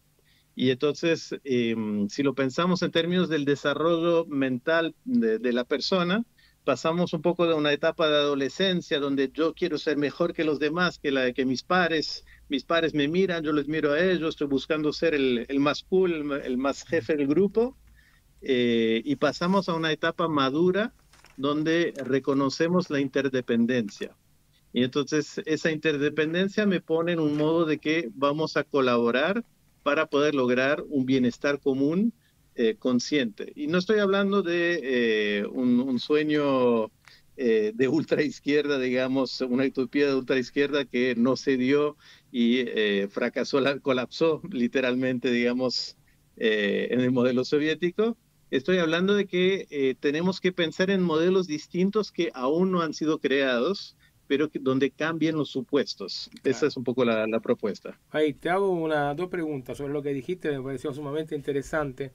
La primera, yo agregaría, ¿no?, a este modelo de la dominación de la competencia el tema también de la ilusión del crecimiento infinito, ¿no? Este es otro digamos, elemento tóxico que como echarle nafta al fuego, ¿no? Para seguir. Indudable. Y otra cosa, darse cuenta que vivimos en una dimensión finita, que nosotros somos seres finitos, que el planeta también, a pesar de sus multidimensiones, igual, dentro de ciertos paradigmas materiales, es también un ser finito, ¿no? Entonces, esta finitud hay que pensarla, saber interpretarla, saber vivirla también, ¿no? Y programarla. Y la otra cosa que me llamaba la atención también era esta idea que vos decías, comparación con la psicológica, con la edad adolescencial. Yo no soy un gran lector de psicología, pero hay una psicóloga que me gustó mucho leerla, que fue Annalise Schutzenberger, que ella misma se definía freudiana y que fue la que, digamos, inauguró un poco la psicología transgeneracional, ¿no? Y bueno, leyendo sus escritos se notaba como había a lo largo de la generación en la misma familia, había cosas que no se decían, pequeños secretos, ¿sí? Y estos secretos, una vez que se investigaba en las raíces, en el árbol genealógico, y se descubría que muchas veces coincidían en el hecho de tener una enfermedad en cierta edad, un tío, un sobrino, tenían la misma enfermedad, a la misma edad, el mismo tipo, o sea, cosas números que se daban, digamos, patrones numéricos que se daban recurrentes. Y todo eso era por no decir algo, para tener algo escondido a nivel familiar que generaba esta falla que se iba reproduciendo en el tiempo, ¿sí? Y me parecía muy interesante respecto a lo que decías, porque la verdad que, como vos decías anteriormente, para usar una palabra que hoy está un poco abusada, así que el negacionismo, ¿no? negar cierta cosa, negar ciertas dinámicas o no querer asumirla también, es lo mismo que negarla de cierto punto de vista, nos genera después esta falla que se va repitiendo, ¿no? Repetimos errores, repetimos problemas y profundizamos también el problema. Totalmente. Y ahí, digamos, una primera idea que mencionabas, que es la idea del mundo finito. Si nosotros somos la especie más inteligente del planeta, que tiene la mayor capacidad de intervenir en su medio ambiente y transformarlo, ¿cómo no vamos a actuar de forma responsable con esa capacidad? A mí, digamos, más lo pienso y menos lo entiendo. Sabemos que los recursos del planeta son finitos. Actualmente ya podemos hacer estimaciones sobre cuánto cobre hay en el planeta, cuánto oro hay en el planeta y así seguidamente, cuánto litio. Y entonces, ¿por cómo no vamos a actuar de forma responsable frente a ese conocimiento que tenemos de la realidad? Tenemos recursos limitados, vamos a actuar de forma mesurada, inteligente, consciente respecto a nuestra relación con la naturaleza. Y eso es una cosa que en el mundo moderno, occidental, a lo mejor no suena novedoso, pero es una lección que muchos pueblos aprendieron mucho antes que nosotros. Claro. Y al mundo occidental lo que nos queda es agachar la cabeza y aprender de ellos cómo se genera esa relación más armónica, más respetuosa frente a ese medio ambiente, ¿no? Sí, también pensando, perdón Arturo, ya te doy la palabra, sobre todo pensando en el planeta como un ser vivo, armónico, que tiene una dinámica propia, biológica o zoética, bioética, en la cual todos son parte de todo y convivimos por medio de una energía, una frecuencia que efectivamente son. Y por eso me parece un poco que ahí tenía mucha razón Jorge anteriormente cuando hablaba de la falta de espiritualidad, ¿no? Donde la falta de espiritualidad es justamente un fraentendimiento, un entendimiento equivocado de la relación entre lo energético y lo material, no entendiendo que los dos están hechos de la misma cosa, solo que son diferentes frecuencias. Ahí creo que tenemos esta mirada de los pueblos originarios y conclusive no solamente de este continente, de allá también de otros lugares que justamente apuntan a eso, Arturo, ¿no? Estamos escuchando a Masroor Baid, es profesor de colapsismo y estamos muy interesados porque hace mención a distintos recursos y acabo de escuchar una nómina de los recursos no renovables que me dejó bastante preocupado, Julio, porque parece que ese personaje de Moby Dick, el Capitán Ahab, está piloteando el extractivismo. Sí. Es un realmente Occidente, no sé cómo llamarlo, el programa civilizatorio, el modelo de desarrollo, el capitalismo estructural, ya no sé qué nombre ponerle, pero parece al mando de este loco del Capitán Ahab que nos viene a destruir un modo de vida que puede durar 40.000 años más sin problemas, pero que es objeto ahora de un nivel de agresión inusitado. Quizás en ese freno a esta locura esté la clave de entender, Masroor, te pregunto a ti, el proceso de salida de este colapso. Sí, bueno, dentro de los que vienen estudiando el tema o los que vienen proponiendo la colapsología, no vamos a escapar del colapso. El colapso se viene porque se viene. La pregunta más bien es con qué cara, con qué actitud recibimos ese colapso y si lo vamos a recibir de brazos cruzados o de brazos caídos, o si más bien estamos en una interacción y una línea de acción que propone cosas y propone una renovación de la civilización. Entonces, como mencionábamos antes, tal vez los valores de la colaboración, la cooperación, la ayuda mutua sean los valores dominantes por necesidad, y entonces nos podemos empezar a poner a pensar sobre qué futuro deseamos. Entonces, si las energías fósiles fueron tan dañinas, nos dieron mucho, nos permitieron avanzar tremendamente durante el siglo XX, pero ya tenemos claro que son dañinas para la sociedad humana y para el planeta. Entonces, lo que nos queda es pensar, bueno, ¿qué tipos de energías, qué tipo de tecnologías queremos desplegar? Entonces queremos desplegar energías que sean renovables, que afecten de forma controlada al medio ambiente y que nos permitan avanzar, ¿no? Y también tenemos que pensar entonces en cuáles son los valores que nos van a motivar. Ya mencioné la colaboración como un valor central respecto al antagonismo, a la idea de conflicto como la base de la interacción humana. Entonces, ¿cómo creamos esa nueva interacción a nivel de la gente que nos rodea?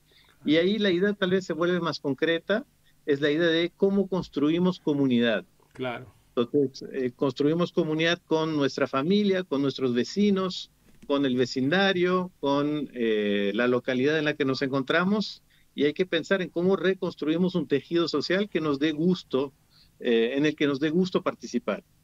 Totalmente. Y sobre esto me parece muy interesante, sobre lo que estabas diciendo, reflexionar de cómo podemos, ¿no?, conectar esa idea del consumo, ¿no?, de cierto tipo de energía que al fin y al cabo es un poco la base de la dinámica productiva del ser humano, y las relaciones interpersonales, ¿no? Eso es como una especie de, no sé, de cruce bastante complicado. ¿Cuál tipo de energía usamos y cómo nos relacionamos para que el uso de esa energía sea algo que pueda funcionar, ¿no? Porque obviamente también ahí está la idea del consumo, la idea de la redistribución energética. Hay varios ejes que se van, como no, incrustando uno con el otro, digamos. Yo te cuento, Julio, que este día, el jueves de esta semana, vamos a estar, Masrur, vas a estar presente seguramente en la proyección ahí en Unida, te pregunto. No, yo estoy en Resistencia Chaco y no voy a poder desplazarme a Buenos Aires, la capital. Porque te cuento, vamos a estar en la Fundación Unida, en la calle Otamendi 230 de Capital Federal, proyectando un documental que se llama Contrapunto, en el que tratamos este tema del colapso energético, el decrecimiento, la transición energética, a las 19 horas. En la sede de la Fundación, repito, Otamendi 230, aquí en el barrio de Caballito, este jueves a las 19 horas.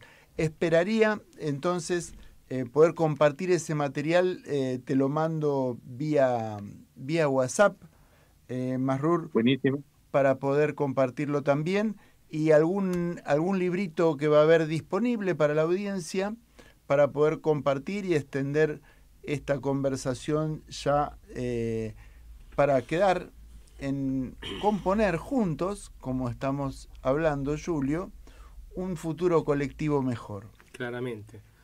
Y bueno, sí, es un momento importante para compartir una reflexión, Arturo, ¿no? Justamente lo que decías vos, Wahid, ¿no? También construir momentos comunitarios en el cual uno puede reflexionar en voz alta, compartir momentos como este, ¿no? En el cual nos sentamos y, bueno, nos juntamos para hablar, reflexionar, pensar. Creo que son partes, si bien no son investigaciones largas, profundas, pero son parte para poder reorganizar las ideas, por lo menos, ¿no? Totalmente. Y incluso, digamos, desde la reflexión personal, pensar, bueno, ¿cuál es mi plan frente a la situación de colapso? ¿Cuál es mi aporte personal? ¿Qué es lo que yo quiero hacer frente a esa situación? ¿Con quién lo quiero hacer? ¿Qué tipo de transformaciones quiero plantear? Obviamente, a nivel individual y vecindario no vamos a hacer transformaciones sociales brutales, pero a la medida que se multiplican esas conversaciones, como la conversación que van a tener en Unida el jueves, tenemos la posibilidad de ir afectando a más y más personas y generar nuevos estados de conciencia sobre qué queremos como sociedad y hacia dónde queremos ir, hacia dónde queremos transitar. Claro. Se trata únicamente de una dinámica, digamos, por sumatoria, de una dinámica psicológicamente individual por sumatoria, o realmente deberíamos empezar a pensar toda esta dinámica desde la base hacia la pirámide, hacia la punta, hacia la cumbre, ¿no? Desde las personas hasta las instituciones. Debería ser ese el camino. Sí, pero digamos, sí, me parece que ya tenemos un aprendizaje hecho sobre el tema de la idea de las revoluciones violentas, de tomar el poder para adquirir el poder y concentrar el poder.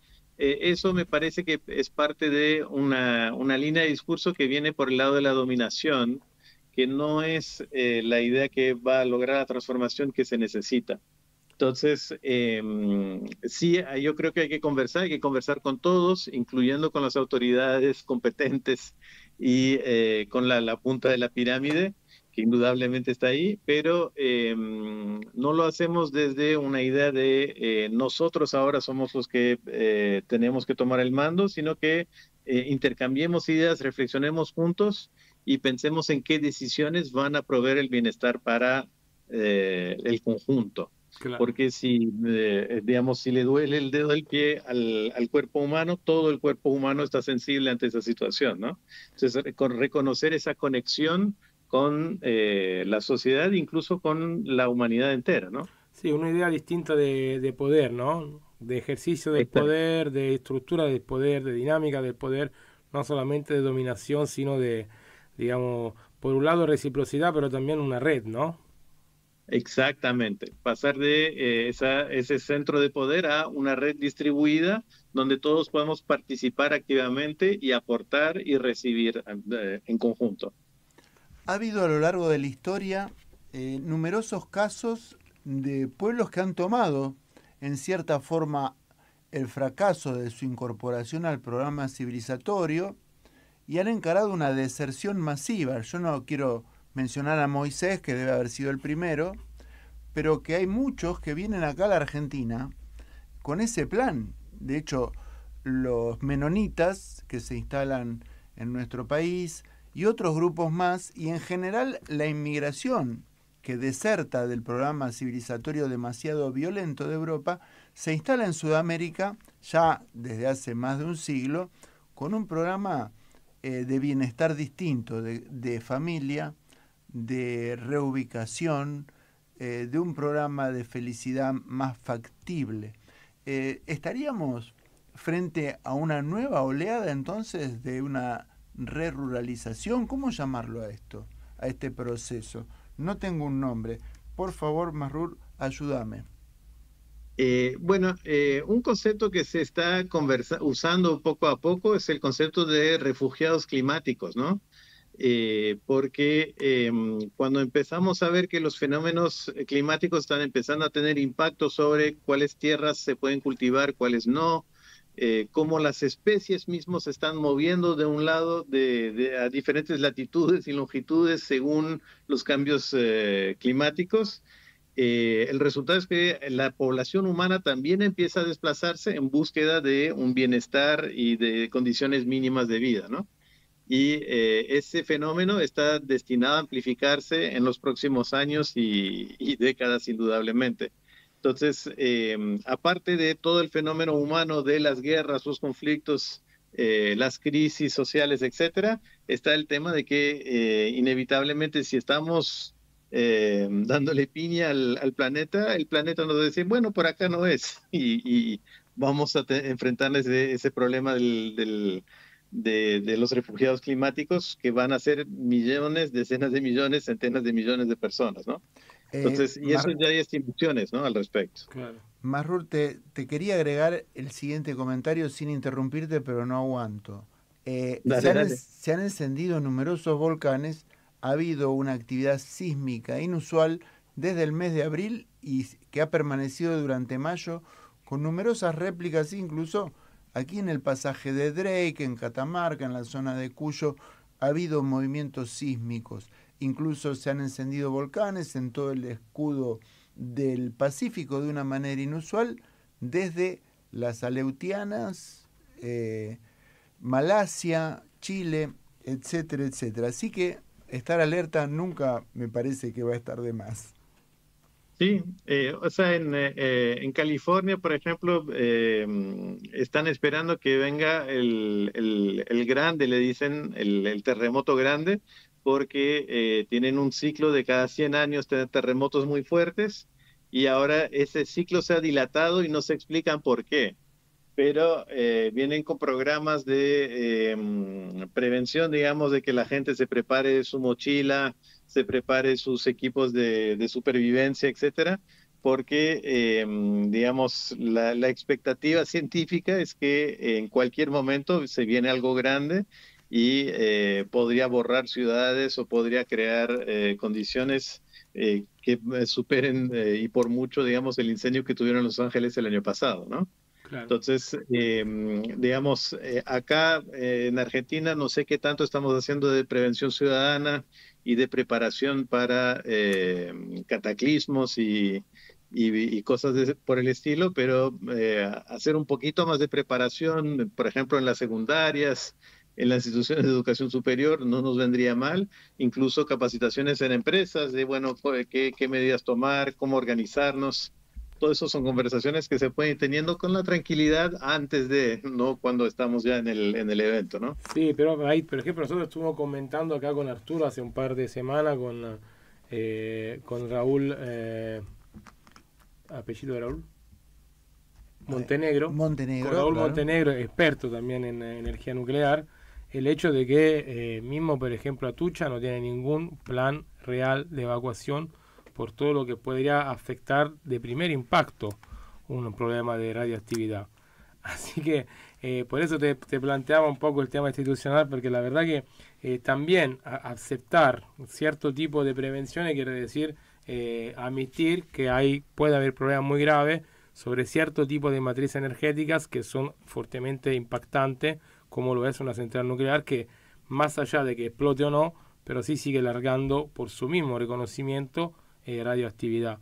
Entonces acá tenemos un tema que, si bien la idea del poder, que lo tenemos que reconocer como red, etcétera, no de dominación, pero sí se imponen determinadas matrices productivas, determinadas matrices energéticas. Es el caso, bueno, acá de Atucha, pero también de la soja, ¿no?, transgénica, que en realidad son formas de dominación. Y ahí tenemos que ver cómo jugamos la gobernanza, porque por un lado tenemos este tipo de, digamos, de forma de producción, y por el otro lado tenemos formas de gobernanza tipo, no sé, la que se vieron durante la pandemia, así llamada pandemia del COVID, o idea de lo que nombraba antes, de geoingeniería climática, con el discurso de que hay que prevenir cierto escenario y entonces sí o sí vamos a tener que bombardear las nubes y no va a llover nunca en Mendoza, pero sí después se inunda todo. Estamos un poco en una disyuntiva bastante compleja, me parece. Indudable. Y sobre la energía nuclear, digamos, yo creo en la ciencia y hacer investigación, pero a esta altura está muy claro de que la energía nuclear es costosa, es compleja, peligrosamente compleja. Y te doy un dato, no sé si eso lo conversaron con Raúl Montenegro o no, pero en Europa, cuando se han hecho simulaciones de accidentes nucleares, el aprendizaje que tuvieron es que los administradores, frente a una simulación de accidente nuclear, lo que hacen es que se van a la casa, juntan a su familia en el auto y se van. No atienden el accidente nuclear. Y ese fue el aprendizaje, digamos, que tuvieron cuando hicieron simulaciones allá, porque la situación es tan tremenda que no es como en no sé si vieron la serie Chernobyl, digamos, se quedan los ingenieros buenitos tratando de arreglar lo que podían y se mueren fundidos en el reactor. Parece que el sálvese quien pueda puede ser la regla más que la excepción. Claro. Entonces, ¿por qué nos metemos con tecnologías que sabemos son peligrosas? Repito, para la ciencia, para desarrollar conocimiento, hagámoslo en forma bien controlada, pero como fuente de energía es muy problemática. Claro. Bueno, yo viví unos años en Berlín, pasaron ya casi 20 años, más o menos, y había muchas personas que recordaron lo que fue Chernobyl, cómo se lo percibió en Berlín. Por suerte, las nubes no largaron la lluvia radiactiva sobre la ciudad, pero muchísimos padres y madres conscientes, de compañeros y compañeras, llenaron su combis y llevaron todos los niños a Portugal, en el lugar más lejos de lo que podía ser la tierra de esa radioactividad. Así que lo que vos decís es totalmente como así, se van. ¿Sí? La gente que tiene conciencia se escapa. Y seguramente Claro. los primeros a tenerla van a ser los ingenieros nucleares. Sí, o sea, es una realidad. Y es tan interesante que a esta altura ya tenemos una alternativa probada que es más barata, que es la combinación de energía solar, viento, eólica y con baterías. Y esa tecnología ya es actualmente la más barata del planeta y los costos siguen bajando. Y a medida que le metemos más cabeza, más investigación, tenemos una solución que ya está disponible y que le rompe a todas las otras alternativas y es 100% renovable y es de menor costo. Entonces, ¿por qué seguimos perdiendo tiempo? ¿Por qué no podemos tomar decisiones conjuntas como planeta, como humanidad, inteligentes sobre lo que necesitamos hacer, que es cambiar la matriz energética por una más inteligente? Bueno, yo, ¿se te parece? Cerraría con esta pregunta. La dejaría abierta porque me parece el interrogante clave. Uno de los interrogantes clave también se lo podría proyectar sobre el tema de la comida, la producción de comida, de la producción de la educación, ¿no? Estrategia y técnica del aprendizaje, bueno. Pero esas son las preguntas que nos tenemos que plantear para ir reflexionando en el día a día, en nuestros lugares de vida cotidiana, social, ¿no?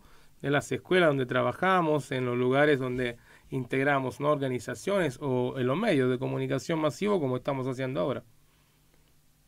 Absolutamente. Estamos, Masrur, preocupados, pero nos vamos a ir ocupando en este programa, en sucesivas ediciones de este tema, acompañándote y acompañando a la audiencia con la reflexión de este futuro posible que tiene que ver con lo alternativo, con un modelo de desarrollo que no siempre va a tener un resultado positivo para vos o tu familia y que entonces hay que reflexionar y quizás haya que hacerlo pronto. Es así, Arturo. Bueno, Baid, nosotros te mandamos un gran abrazo hasta Resistencia, que llegue en tiempo real.